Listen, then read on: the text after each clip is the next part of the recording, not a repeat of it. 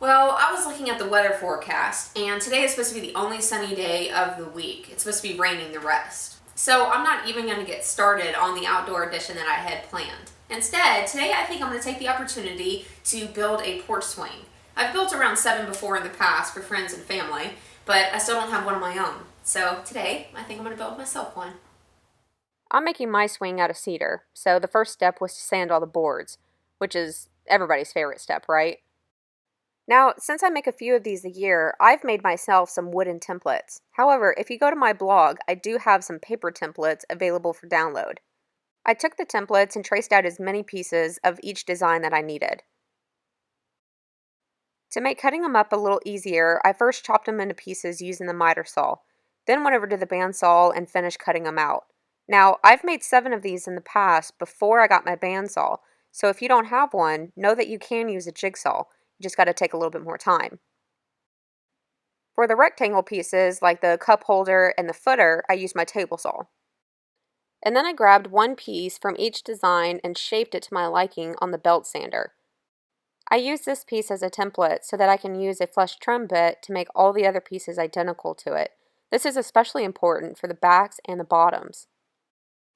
Next, I take the arm over to the drill press and use a paddle bit to drill a hole for the chain to go through later on. While I'm here, I also make a starter hole for my jigsaw so that I can cut out the cup holder, or beer holder, depending.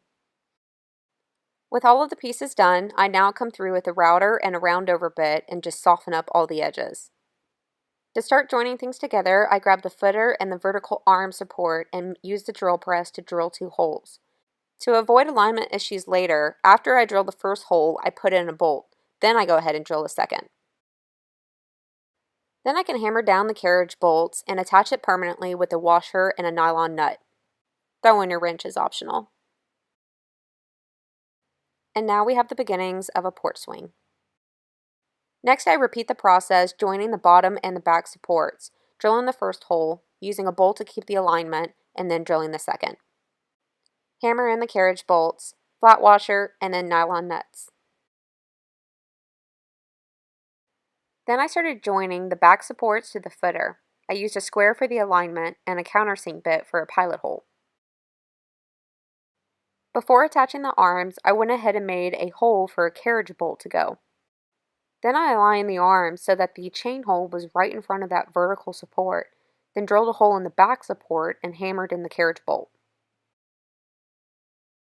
Now I did use a countersink bit on all holes to prevent splitting.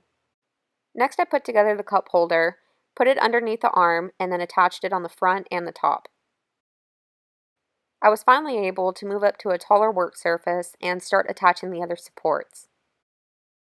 So these 1x2 boards are great for this swing because you could very well just cut these to length and then throw them on the swing to make up the slats. Or if you have a router, like what I'm going to do is I'm going to take a round over bit to the edges just to give it a softer look. However, the problem with these boards is they are very difficult to find, not bowed or warped. And you need around 10 in order to complete the swing. So actually what I've done in the past, especially whenever I've made 3 or 4 at a time, is I've only purchased 1x6s, and then I use my table saw to rip down the 1x6s into the 1.5-inch strips. So 2 alternatives for you depending on what tools you have available. I was able to find 5 straight 1x2s, so I went over them with a round over bit. But then I took my 1x6s and just cut them into strips, then also went over them with a round over bit. I set up a stop block at my miter and cut all of the slats to length. And then it was as simple as attaching them to the frame. I always personally start off with attaching the front and the back slat first. Then I use a 1/2-inch board as a spacer for the rest. After getting the sides screwed down, I go back through the middle and attach those. With the bottom done, I repeat the process for the back, again attaching the top one first.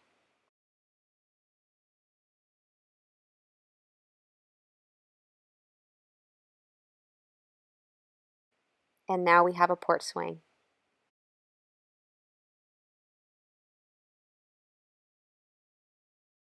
With these being made out of cedar, they are very lightweight. For a finish, I used teak oil, which is made for dense wood.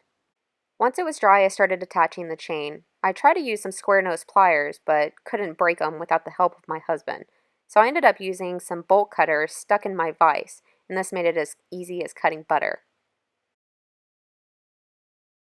I drilled a hole in both sides for a carriage bolt and a short chain to go. Then attached a longer chain to the top carriage bolt and fed it through the chain hole. I used S-hooks to join the chains and then hung it up on my porch. So you can build this swing for just over $100. So if you've been wanting a porch swing, I say build one yourself. I do have a written tutorial with a little bit more detail in it, posted on my blog, which is wilkerdues.com. Also, there you will find the templates for this porch swing. So that's it for this one. I think I'm going to grab me some sweet iced tea and watch all of this weather blow in. But I will see you soon.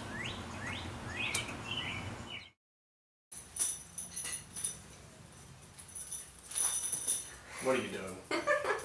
Let me see that. Alright, this one please. This one? Yeah. Just line it up. Yeah, Open the jaws. I know. There you go. Show off. Let me know if you need some more man strength. I'll be outside.